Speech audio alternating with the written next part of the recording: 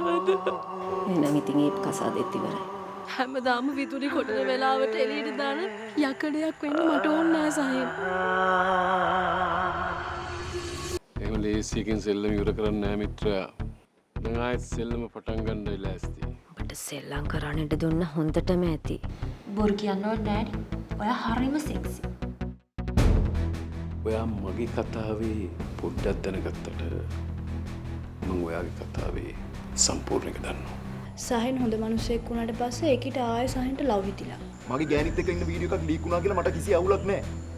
ඔබට ඕක ලීක් කරගන්න බැරි නම් ඕන මඟුලක් කරගනි. ඔයාගේ වයිෆ් හැටියට ඒ කතාව සම්පූර්ණයෙන් දැනගන්න මට අයිතියක් තියෙනවා. සහේනුත් එක්ක එකතු වෙලා පොප්කෝන් එකක් කනක මම ওই වීඩියෝ එක බලපුවකෝ.